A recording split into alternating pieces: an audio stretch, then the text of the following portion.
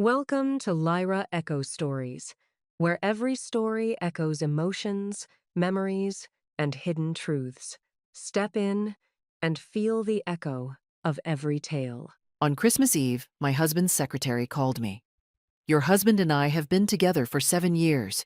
You need to know." I thanked her and smiled at my husband. Under his plate lay an envelope that I had prepared an hour before.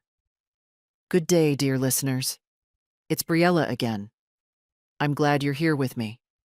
Please like this video and listen to my story till the end, and let me know which city you're listening from. That way, I can see how far my story has traveled. People always ask me when I knew. They expect me to say it was the phone call.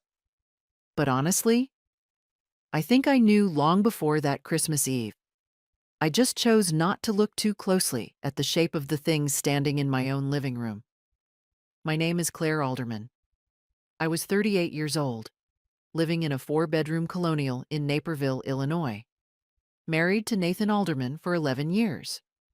We had a golden retriever named Biscuit, a vegetable garden I kept in the backyard, and a standing Friday night dinner reservation at a little Italian place on Washington Street where the owner knew our order by heart. From the outside, we looked exactly like what we were supposed to be. Nate was a senior partner at a mid-sized commercial real estate firm downtown.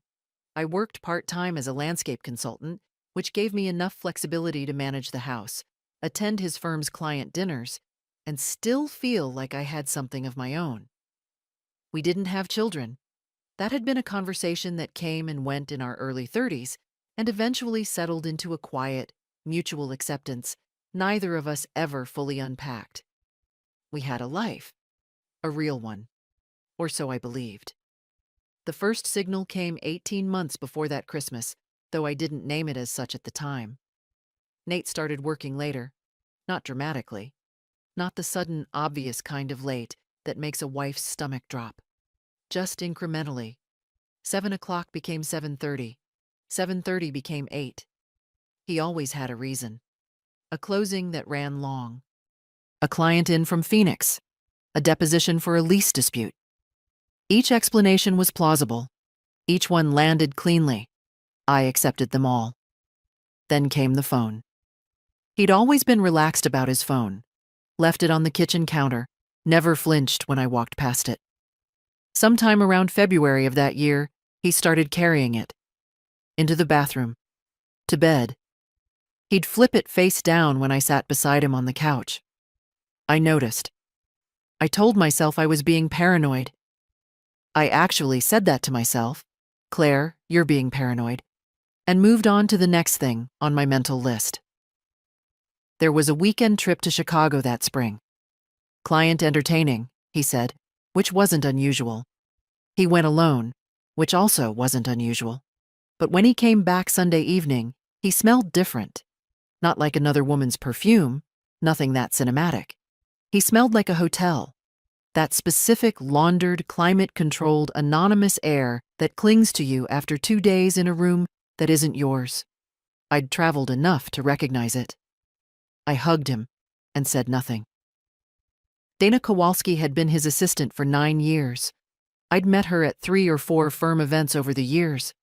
A compact woman with a precise blonde bob and the kind of relentless competence that makes administrative staff invisible to everyone except the person they're supporting. She was efficient, polished, and utterly forgettable to me, which, I would later understand, was exactly what she'd wanted. By autumn, I had accumulated enough small, individually dismissible details to fill a folder, if I'd been paying the right kind of attention. A receipt for a wine bar I'd never been to, found in his coat pocket when I was taking it to the dry cleaner. A hotel loyalty points notification that appeared on our shared email account for a stay in a city Nate had never mentioned visiting. A particular way he'd started laughing at his phone. Quiet, private, turned slightly away. I still did nothing. Not because I was stupid. Because I was afraid. Because dismantling the structure of your own life requires a courage that doesn't arrive on a convenient schedule. It arrived on December 24th, I had spent that day cooking. I'd made a crown roast, Nate's favorite, with rosemary potatoes and a red wine reduction. The dining room table was set with the good china, candles lit, the tree glowing in the next room. Biscuit was asleep by the fireplace. It looked, genuinely, like the cover of a holiday magazine. Nate was washing his hands in the kitchen when my phone rang. Unknown number. I answered out of habit. "Is this Claire Alderman?" A woman's voice. Measured. Deliberate. Not nervous at all, which somehow made it worse. "Yes," I said. "My name is Dana Kowalski. I'm Nathan's assistant. I think you should know, Nate and I have been together for 7 years. A real relationship. Not just an affair. I thought you deserved to hear it from someone." Then she hung up. I stood in my kitchen doorway with the phone in my hand. From the hall, I heard the water shut off. Heard Nate's footsteps on the hardwood. He appeared in the doorway, hair slightly damp, smiling at the candles, smelling of cedar soap. "That smells incredible," he said. "I'm starving." I smiled back at him. "Sit down," I said. "Dinner's ready." What he didn't know, what he couldn't have known, was that 1 hour before that phone call, I had already placed an envelope beneath his dinner plate. I watched him eat. That sounds strange, I know. But I sat across that candlelit table and watched my husband of 11 years cut his roast, refill his wine glass, comment on the potatoes, and I felt something I hadn't expected to feel. Not rage, not grief. A strange, surgical calm, as though someone had pressed a cold cloth against a fever I'd been carrying for months without knowing it. He found the envelope when he lifted his plate to pass it to me to serve him a second helping. He did that instinctively, a small domestic habit, 11 years old. His hand touched the paper, and he paused. "What's this?" "Open it," I said. He looked at me once. Something crossed his face. Not guilt, not yet. More like the face of a man who's stepped onto ice and isn't sure yet whether it will hold. He opened the envelope.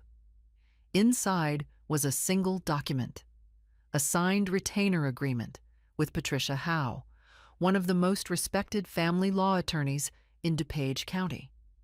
I had contacted Patricia's office 3 weeks earlier, not because I had proof, but because some part of me had understood, below the level of conscious thought, that I needed to know where the door was before I needed to run through it. The retainer was modest, enough to put her on standby, enough to make the relationship official and protected. Beneath the retainer was a handwritten note in my own handwriting. It said, "I know. I've known for a while. Now it's time to have an honest conversation." Nate set the paper down carefully, the way you set down something breakable. "Claire."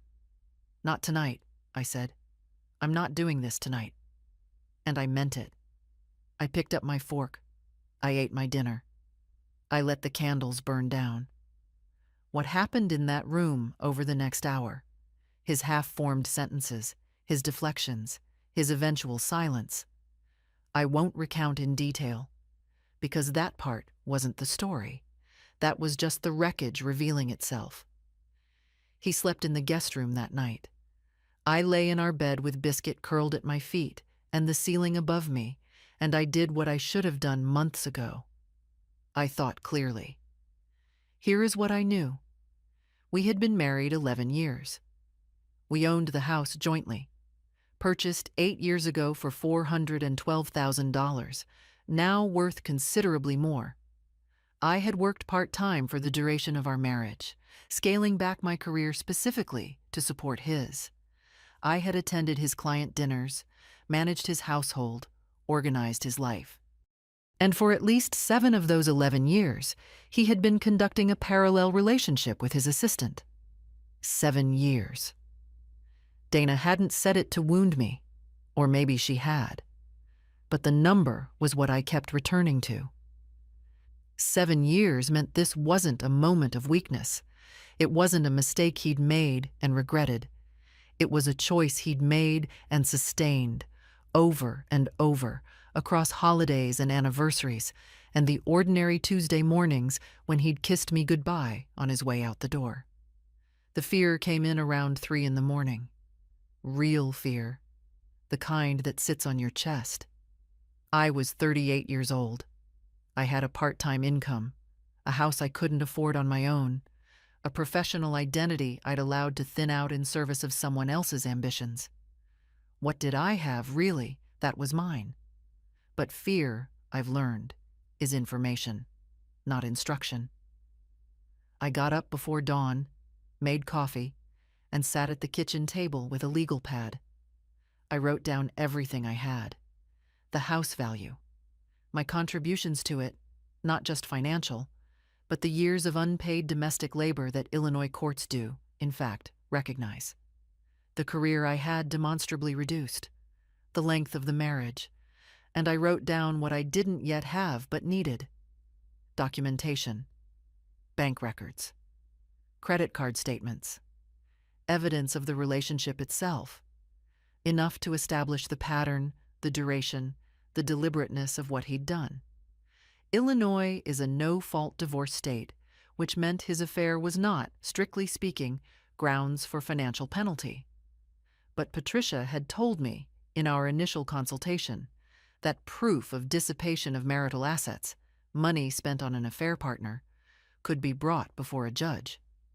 Hotel stays, dinners, gifts, trips to Chicago. That receipt I'd found in his coat pocket. I went upstairs, quietly, and retrieved it from the small zippered pocket in my winter handbag where I'd placed it months ago, telling myself I was being paranoid. I had kept it. Somewhere in my body, without my conscious mind signing off on the decision, I had known. I sat back down at the table. I wrote a list, not of feelings, but of actions. I would need bank statements going back 3 years. I would need his credit card records, some of which I had legal access to as a joint account holder. I would need to document my own professional sacrifices with whatever records I could find. And I would need, most importantly, to move quietly. Because Nate was not a stupid man, and Dana Kowalski, I was beginning to understand, was not a careless woman. They had maintained this for 7 years. They were practiced at concealment, which meant I needed to be better. I put the legal pad away. I fed Biscuit. I watched the winter sun come up over the backyard garden, bare now, frozen under an inch of snow. Then I picked up my phone and texted Patricia Howe's office. I'm ready to move forward. Please call me Monday morning. I set the phone face up on the counter. Force of old habit. Then I changed my mind, picked it up, and turned it face down. Patricia Howe's office was on the 14th floor of a glass building in downtown Wheaton, and walking in there on the 27th of December felt like crossing a border. The kind of border you can't uncross. Patricia was in her early 50s, with close-cropped silver hair and the manner of someone who had heard every version of this particular story and found none of them surprising. She didn't offer me sympathy, exactly. She offered me precision, which was far more useful. Tell me about the assets, she said, and I told her. We spent 90 minutes together. By the end, I had a clear picture. Not comfortable, but clear. Illinois law would treat our marriage as an economic partnership. The house, the retirement accounts, my documented career reduction, all of it was relevant. The dissipation claim, money spent on Dana, would require documentation, but Patricia believed we had a basis to pursue it. The key was records. I need you to pull everything you legally have access to, she said. Joint accounts, shared statements, any credit line where your name appears. Do it quietly and do it completely before he has any reason to move things. I went home and spent the next 3 days at my kitchen table with 11 years of financial history spread around me. What I found was methodical, which made it worse. There were charges, not enormous, but consistent, at hotels in Chicago, at a restaurant in the West Loop that I'd always assumed was for client dinners, at a jewelry boutique in the Gold Coast neighborhood that had never appeared in any gift I'd ever received. The pattern became visible the way a picture emerges in a puzzle. One piece doesn't tell you anything, but by the time you've placed enough of them, you can't pretend you don't see the image. I photographed everything. I emailed copies to Patricia and to a separate personal email account Nate didn't know existed, which I'd created years ago for professional invoices and never mentioned. I was grateful now for that small accident of privacy. Meanwhile, something was shifting at home. Nate had spent the days after Christmas in a state of suspended tension, physically present, emotionally absent, watching me in the way a person watches weather. He'd made one attempt at conversation on the 26th, standing in the kitchen doorway while I was making tea, saying, "We should talk, Claire. Really talk." "I agree," I said pleasantly. "I'll let you know when I'm ready." That pleasantness unnerved him more than anger would have. I could see it. He'd expected tears, or recriminations, or the kind of explosive confrontation that follows a revelation like the one Dana had delivered. He hadn't expected me to continue moving through the house calmly, making tea, feeding the dog, watering the indoor plants. I had learned something in those sleepless hours on Christmas night, that composure, deployed strategically, is a form of power. The turning point came on December 30th. I had driven to the DuPage County Recorder's office to pull a copy of our property deed, a routine step Patricia had requested. I was in the parking garage, about to pull out, when my phone buzzed with an email notification. It was from a shared family cloud account that Nate and I had set up years ago for photos, never fully used, mostly forgotten. He had apparently forgotten it entirely. There was a photo, auto-synced from his phone, the way photos sometimes are when settings go unchanged for years. It had uploaded that morning. It showed Nate and Dana sitting in a restaurant booth. Christmas decorations visible in the background, his hand on hers across the table. Both of them smiling at the camera, the easy, unguarded smile of two people who believed they were completely alone. The timestamp read December 25th, Christmas Day, the day after her phone call to me. He had spent Christmas Day with her. I sat in that parking garage for a long time. I didn't cry. I want to be honest about that. I didn't cry. I felt instead a crystallization, the way supercooled water suddenly becomes ice. The structure had always been there, and now it simply became visible. I saved the photo to my separate email. I sent it to Patricia with 3 words. Found the proof. She responded within 20 minutes. This is significant. Proceed as planned. I drove home. Nate's car was in the driveway. I walked in through the front door, hung up my coat, and called out that I was back. He appeared from his office looking, as usual, like a man waiting for a verdict. "Good errands?" he asked. "Very productive," I said. And I went upstairs to change my shoes, because I had more to do. The first week of January moved quickly. Patricia filed the initial petition on the 5th. Under Illinois law, once the petition is filed, both parties are subject to automatic financial restraining orders. Neither spouse can dissipate, transfer, or encumber marital assets without court permission. That provision exists precisely to prevent the kind of quiet asset shifting that Patricia had warned me about. Nate was served at his office on the afternoon of January 7th. I know the exact moment he received the papers because he called me 12 minutes later. I let it go to voicemail. His message was controlled, but only barely. He said he thought we needed to talk before things went any further. He said he was coming home. I texted Patricia. "He's been served. He's on his way home." She responded, "You don't have to speak to him without counsel. You can simply say that." When he came through the door that evening, his face had the particular look of a man who has just discovered that the woman he underestimated has been thinking several moves ahead of him. "You filed," he said. "I did," I said, without even talking to me first. Nate, I said, I gave you 11 years of talking. He went upstairs. I heard him on the phone within minutes. Low voice, door half closed. I didn't need to guess who he was calling. What I hadn't fully anticipated was Dana. 3 days later, she called me directly. Not from an unknown number this time. From her own cell. I answered because Patricia had advised me to document all contact.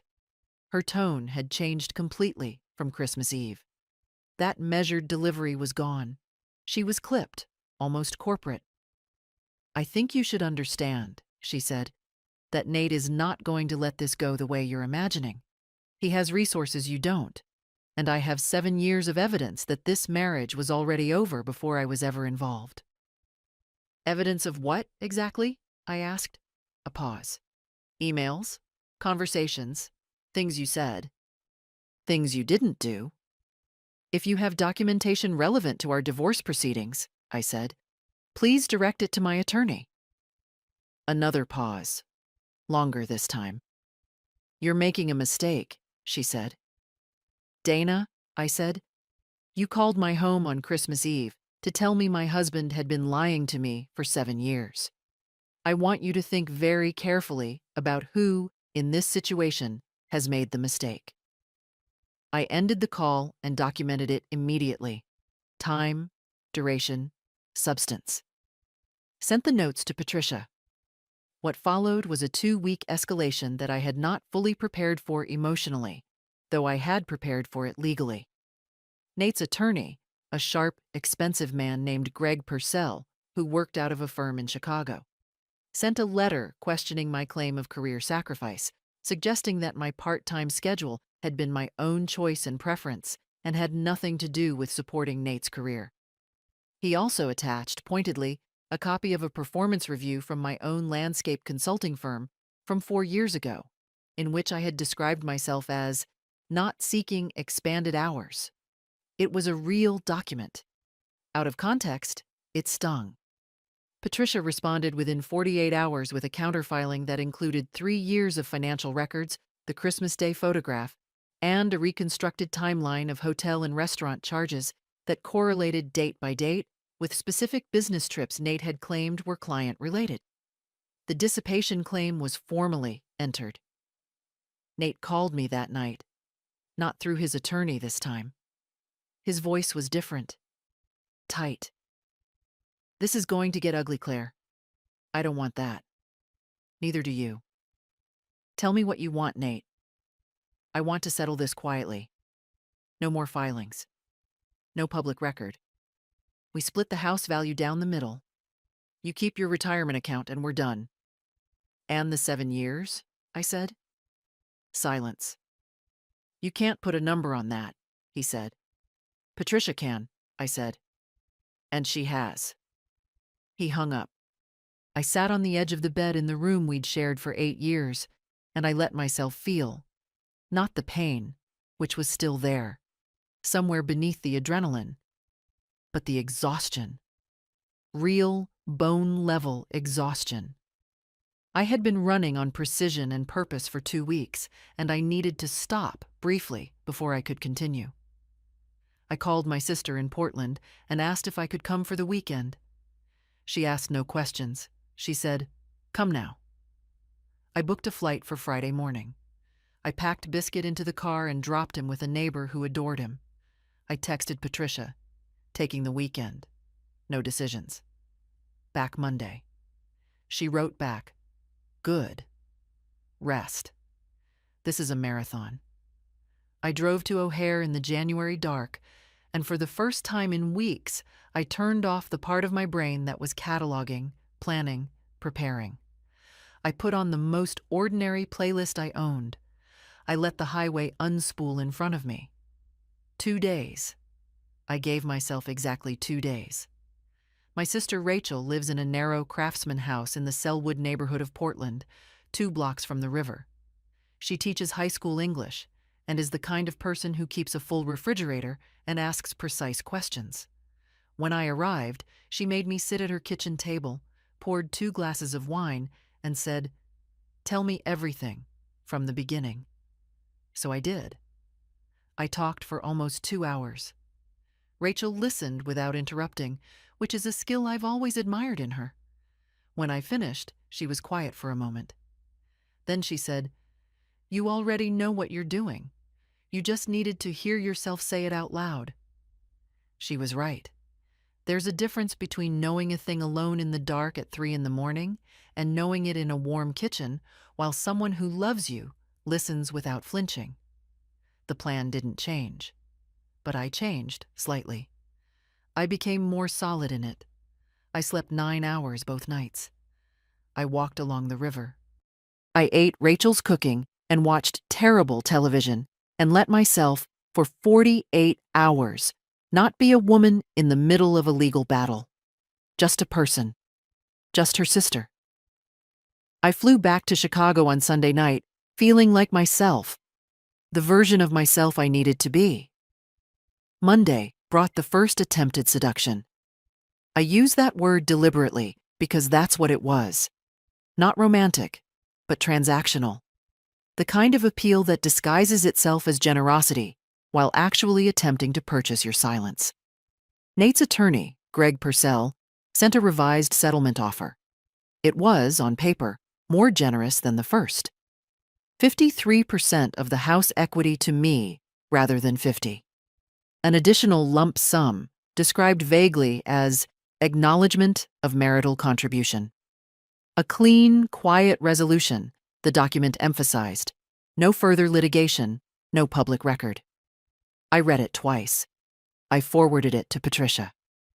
"It's better than the first offer," she said on the phone that afternoon, "but it's still below what a judge is likely to award given the dissipation documentation. They're scared of the Christmas photo and the financial trail. They want this gone." "I know," I said. "What do you recommend?" "I recommend we decline and proceed to the discovery phase." "Then that's what we do," I said. Patricia sent the declination by end of day. I felt the weight of the decision.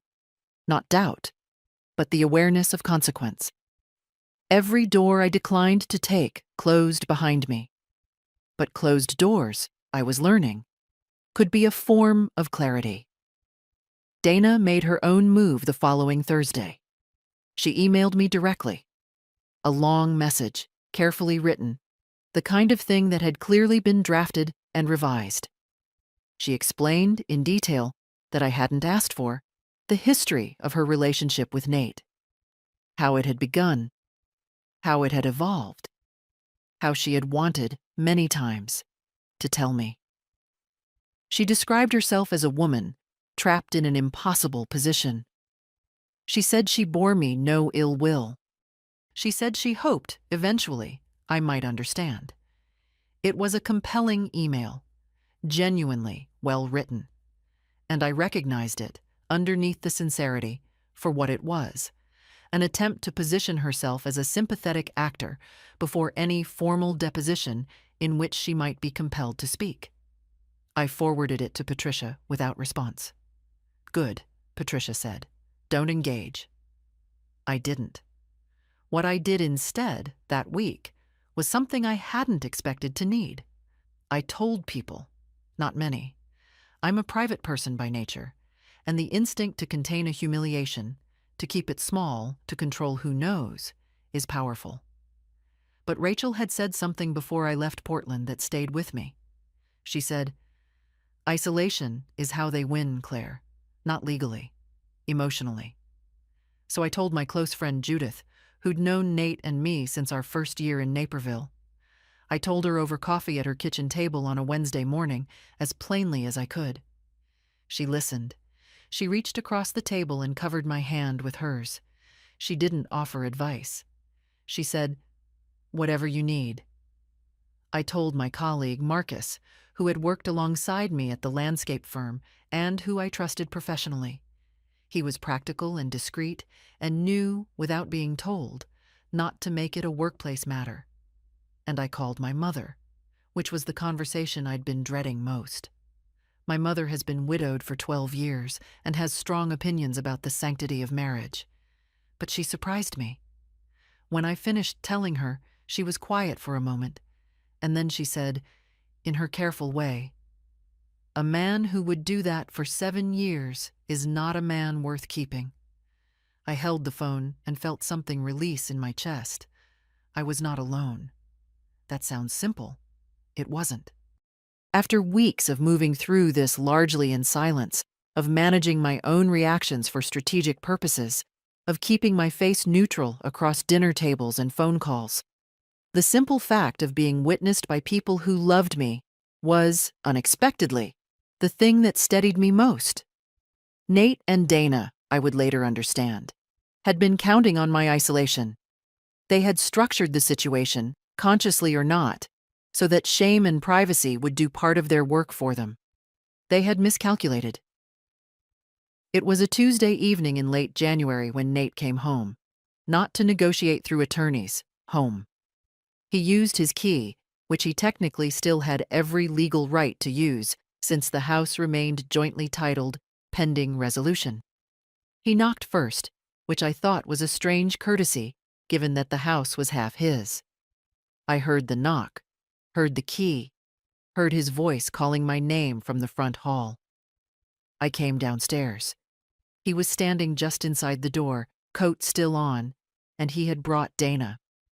That surprised me, not because her presence was irrational. I understand now that it was a calculated move, but because the sheer audacity of it required a moment of adjustment. She stood slightly behind him, dressed in the kind of careful neutrality that signals effort. No jewelry, subdued colors, hair pulled back. She looked deliberately non-threatening. And yet the moment I saw her standing in my hallway, the hallway where Biscuit's leash hung, where my grandmother's mirror had lived for 8 years, something in my chest went very still and very hard. "We just want to talk," Nate said. "No lawyers, just us."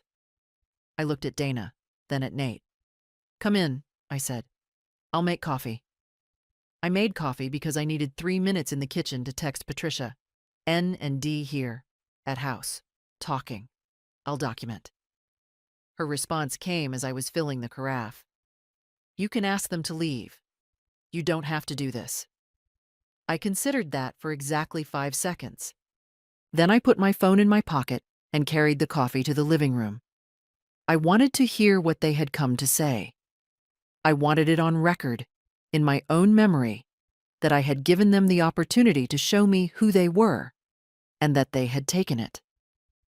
They sat on the couch. I sat across from them in the armchair that had been mine since we moved in, the one Nate had always said was too big for the room. Dana spoke first, which surprised me again. She said she wanted to apologize for calling on Christmas Eve, for the way it had been delivered, for the shock of it. She said she had acted impulsively and that she regretted causing me pain. She said it looking directly at me, and she was good at it. Her voice steady, her expression open, her hands folded in her lap like a woman in a job interview who had prepared for every question. Then she pivoted. She said that she understood I was hurt, but that prolonging a legal battle would damage everyone involved. She mentioned, gently, Nate's reputation and the professional consequences of a contentious public filing. She mentioned that discovery proceedings had a way of surfacing information that was painful for everyone. She looked at me when she said this in a way that was meant to communicate that the pain would be distributed, mine included. "What information?" I said.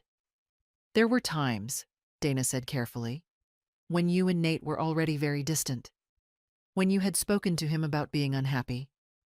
Things that might suggest the marriage had broken down independently of our relationship." I kept my face still.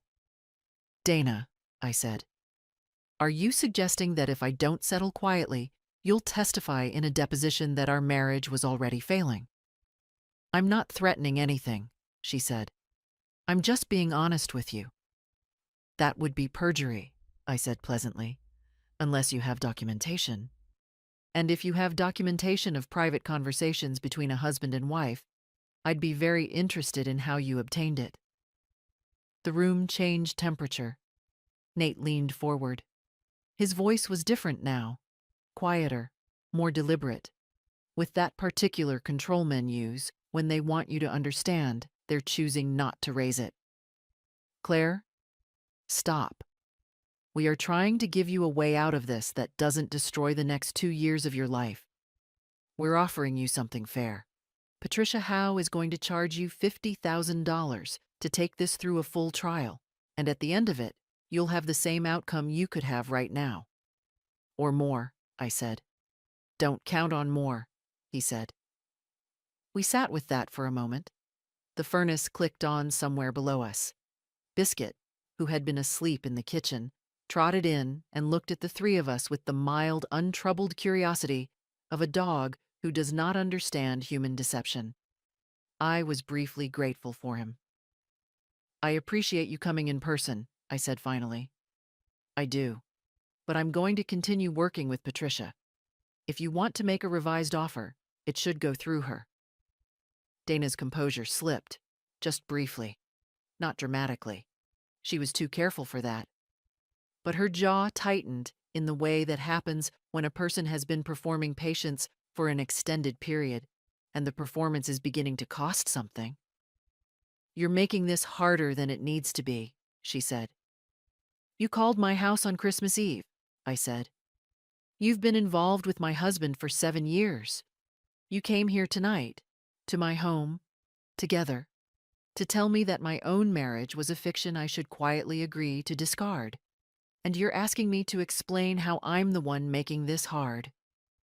Nobody answered. They left 10 minutes later. Nate paused in the doorway and looked back at me with an expression I hadn't seen on him before. Not anger exactly, but something adjacent to it. A frustration edged with something very close to reluctant recognition. He had spent 11 years living alongside me. Some part of him, I think, had always known I was more capable than the life we'd built together required me to be. Dana didn't look back at all. I locked the door. I stood in the hallway with my hand still on the deadbolt, and Biscuit pressed his warm flank against my leg, and I let the fear arrive. Real. Physical. The kind that lives in your stomach and makes your hands feel slightly cold. They knew things. They had resources. Nate wasn't bluffing about Patricia's fees, and Dana's composure during that conversation had reminded me, with uncomfortable clarity, that she had maintained this deception across 7 years and several hundred ordinary days. She was not a careless person. She was a very careful one. But fear, I had learned by then, is not a verdict. It is weather. You can stand in it without being destroyed by it. I went to the kitchen. I pulled out my legal pad. I wrote down every word I could recall from that conversation, in order, while it was still fresh in my body. Then I called Patricia's voicemail and recited it all back slowly, steadily, until I reached the end. I'll call you in the morning, I said. We have work to do. The deposition was scheduled for a Thursday morning in mid-February at Patricia's office in Wheaton. I want to describe what that morning felt like, because people imagine legal proceedings as cold and procedural, and in some ways they are. But there is also something uniquely intimate about sitting in a conference room with someone who has deceived you for 7 years and watching them explain themselves under oath. Intimate is not quite the right word. Exposed, perhaps. The way a room looks after the furniture has been removed. Nothing to soften the corners, nothing to redirect the eye. I arrived 15 minutes early. Patricia was already there, her files arranged with the particular order of someone who knows exactly where every piece of the argument lives. She looked at me once, assessed something, and said, "How are you?" "Ready," I said. And I was. Not calm in the way of someone who isn't frightened, but calm in the way of someone who has decided that being frightened is not relevant information. Nate arrived with Greg Purcell. Purcell was as sharp in person as he'd seemed in writing. Expensive suit, careful posture, the manner of a man who was accustomed to controlling rooms. Nate had dressed conservatively, the way I'd watched him dress for important client meetings 100 times. Navy jacket, no tie.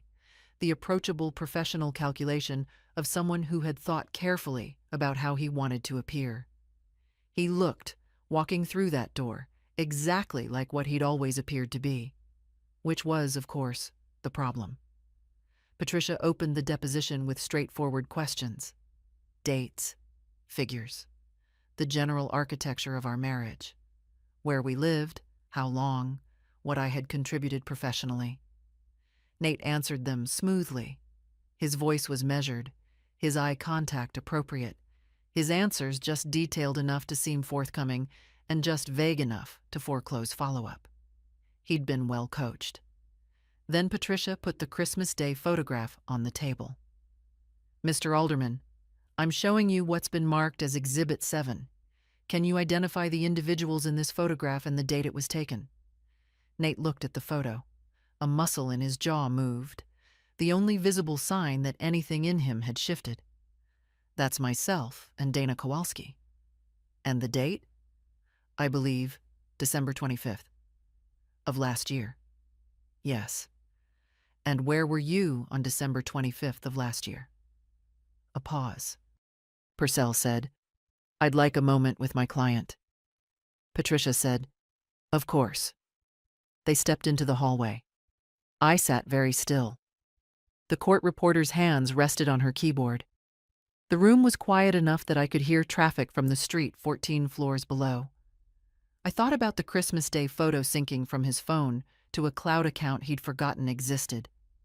7 years of careful concealment, undone by a setting he'd never thought to check. When they returned, Nate gave a prepared answer about visiting a family acquaintance. Vague, unlocalizable, plausibly deniable. Patricia noted it and moved on without pressing. She was not interested in winning that particular exchange. She was interested in the pattern. She moved to the financial records. She walked him through the hotel charges, the restaurant receipts, the jewelry boutique, item by item, date by date, with the unhurried deliberateness of someone who has all day and knows it. For each one, she asked the same simple question. Can you tell me what this charge was for? Nate had answers for most of them. Client entertainment, a birthday gift, a business event. Each answer was individually plausible. Strung together, they formed something that only held if you agreed not to look at the whole. Patricia then placed a grid on the table, a document her paralegal had assembled over 3 weeks, showing that every single one of these charges correlated within 48 hours with a documented trip or work event during which Nate had been with Dana. 18 transactions, 18 correlating dates. A pattern that was no longer a pattern once you saw it. It was a record. Mr. Alderman, would you characterize it as a coincidence that all 18 of these transactions occurred within 48 hours of a documented travel event shared with Ms. Kowalski? Purcell objected to the framing. Patricia rephrased with the patience of someone who had done this many times. Nate answered. His answer didn't hold together. Not because he was unintelligent, but because there is no coherent answer to a question whose premise is correct. He contradicted himself once, mildly, and then corrected the contradiction, which made things worse. I watched his composure thin the way ice thins in early spring, still present, still holding a shape, but no longer reliable. Dana's deposition followed in the afternoon. She was composed and prepared, and she moved through Patricia's early questions without visible difficulty. But there was a problem she hadn't anticipated, which was the January visit to the house. She had come, that evening, under the impression that the conversation was private, that my account of it would be my word against hers. What she didn't know was that I had called Patricia's voicemail immediately afterward and recited the conversation in full, with a timestamp, before a single detail could fade. Ms. Kowalski, on the evening of January 21st, Did you visit the marital residence? I did. Were you present at that visit voluntarily? Yes. At that visit, did you make any statements to Mrs. Alderman regarding potential testimony in this proceeding? Her attorney murmured something. Dana said, I expressed some thoughts about the nature of the Alderman's marriage. Did you suggest that testimony about Mrs. Alderman's conduct in the marriage might be presented in these proceedings if Mrs. Alderman did not settle? I didn't frame it as a threat. How did you frame it? As a realistic assessment of how these proceedings tend to unfold. Patricia let that sit for a moment, long enough to be uncomfortable, and then placed a single page on the table. I'm showing you Exhibit 14. This is a transcription of a voicemail from you, left on Mrs. Alderman's personal cell phone on November 9th of last year, 6 weeks before Christmas Eve. It was a voicemail nobody in that room had mentioned until that moment. Dana had called me once in November, a brief message, professionally framed. Something about coordinating details for a firm event she knew I was involved in planning. Ordinary on its surface. Except at the end, almost as an afterthought, her voice had shifted to something warmer, more personal. I just want you to know, for what it's worth, that Nate talks about you all the time. He really does care. Said to a woman whose husband she had been with for 7 years. Ms. Kowalski, Patricia said very quietly, why would you call Mrs. Alderman to reassure her that her husband cared about her while you were in a 7-year relationship with him? The room went absolutely still. Dana opened her mouth, closed it. Her attorney leaned in, and they exchanged a murmur. Dana opened her mouth again and began a sentence that didn't finish itself in any direction that made sense. She tried a second approach.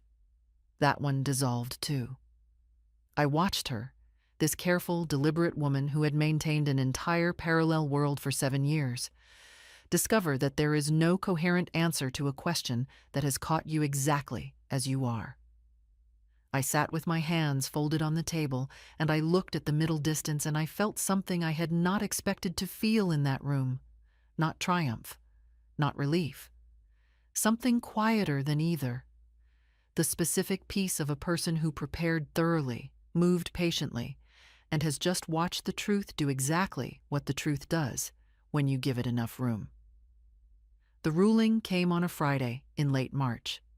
Patricia called me at 9:15 in the morning while I was in the backyard turning over the first frozen layer of the vegetable garden, an act I'd started doing early that year, needing, I think, the physical fact of preparing ground for something new.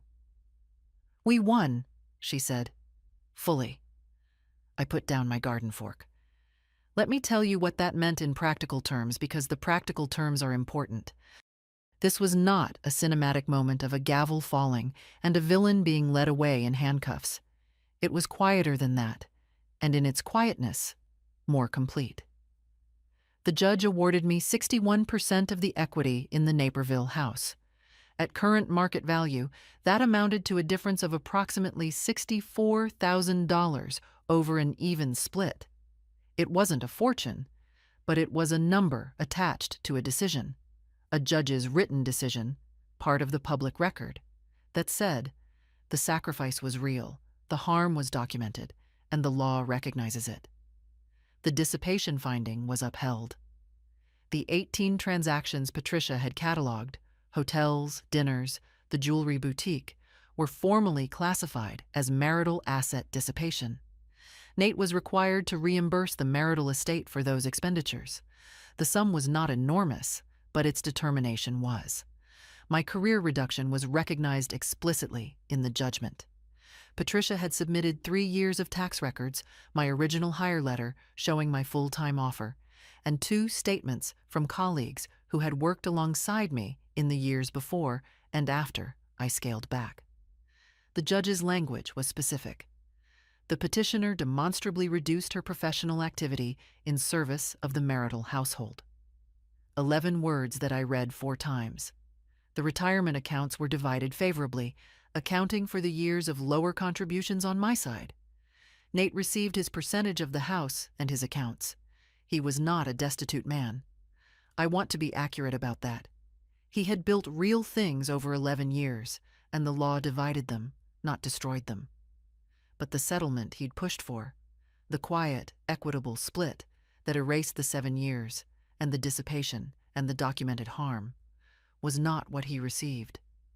He received a judgment, a matter of record, something that, if you knew where to look, you could find. He and his attorney had pushed hard in the final weeks for confidentiality clauses. Patricia pushed back harder. There was no gag order. The proceedings were what they were. I heard, through Judith, that Greg Purcell had billed Nate substantially more than my fees to Patricia, a fact that landed with a particular kind of irony given Nate's warning in the living room that night about the cost of fighting. On the afternoon the ruling came through, Patricia met me in person at her office. We shook hands across the conference table where, 2 months earlier, I had watched Nate's composure begin to slip. She handed me a printed copy of the judgment. "You did well," she said. "You were patient, and you were precise. That matters." I thanked her. I meant it completely. I drove home, to the house that was, legally and finally, transitioning to mine alone, and I walked through each room slowly. The kitchen where I'd stood on Christmas Eve with a phone in my hand. The living room where Nate and Dana had sat on the couch in January, under the impression that they could still redirect the story. The bedroom where I'd lain on Christmas night, afraid, and chosen anyway. I stood at the back window and looked at the garden. There was one more thing. Dana had not emerged from the deposition without consequences of her own. Nate's firm had a conflict of interest provision in its employee handbook, a provision that, a colleague of mine had once mentioned offhandedly over dinner, had been quietly revised several years ago in response to some unnamed incident. Under that provision, a romantic relationship between a senior partner and a direct report was a terminable offense. Whether Nate chose to disclose the relationship or the firm discovered it through the public filing, I don't know exactly. What I know is that by the second week of March, Dana Kowalski was no longer employed at Alderman Purcell and Associates. I confirmed this through the firm's public staff directory, which listed current personnel. She had traded 9 years of professional standing and whatever future she'd imagined for a relationship that had now become a legal record and a job loss. I thought about that. I tried to feel something about it. Vindication, perhaps, or satisfaction. What I felt instead was something closer to exhaustion and a kind of bleak pity. Not for what she'd lost, for all of the choices she'd made over 7 years that had made her loss inevitable. I called my mother that evening. "It's done," I said. "Come for Easter," she said. "I'll be there," I said. I hung up and stood in the kitchen for a moment, my kitchen, sole and certain, and then I opened the back door and stepped into the early spring air and stood in my garden until the cold drove me back inside. 1.5 years is not a long time, but it is enough to learn the shape of a new life. I sold the Naperville house that August. The market was cooperative, the price was good, and there was nothing about staying that appealed to me. Not the neighborhood, not the commute, not the particular way the morning light came through the east kitchen window in a way I'd once found beautiful and now found merely familiar. I sold it to a young couple with a German shepherd who walked through the house looking at each other the way people look at each other when they've found the right thing. I bought a smaller place, a 1940s brick bungalow in Oak Park, on a quiet street with elm trees and a postage stamp backyard that I immediately began converting into a proper garden. It was mine, outright, with a modest mortgage I could carry on my own income. The first morning I woke up in it, I lay in the unfamiliar bedroom and listened to the unfamiliar street sounds and felt, for the first time in a long time, that the space I was inhabiting corresponded to who I actually was. I went back to work full-time. My employer offered me a senior consultant position that had opened up in the spring. I took it. It involved more client-facing work, more independent project management, a salary that surprised me a little with its adequacy. I had forgotten what I was capable of when my attention wasn't divided. By winter, I had led 3 full residential redesign projects independently. One of them, a difficult sloped backyard on the North Shore, was selected for a regional design journal feature. Patricia sent me a note when it was published. It read, "Told you so." Judith and I started meeting for dinner every few weeks, not to talk about Nate, increasingly, but about other things. Her children, her work, a novel she was reading. The particular joy of a Thursday evening, free with no obligation to account for it to anyone. My mother came to visit in October and stayed a week. On her last morning, she said, unprompted, "You look like yourself." I didn't know how to answer that, so I just poured her more coffee. I heard about Nate and Dana in pieces, the way one hears about anyone in the particular social geography of suburban Illinois. Nate had left the firm by summer, not dramatically, but by attrition. The public record had consequences in commercial real estate, where reputation is the product. He moved to a smaller firm in the western suburbs. Adequate, but diminished. His own doing. Dana had not found equivalent employment in the industry. She was working, I heard, in a different sector entirely. I didn't invest much energy in finding out more.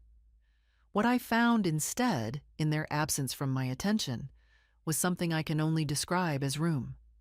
The enormous cognitive and emotional energy I had spent for years in a low-grade state of unacknowledged grief.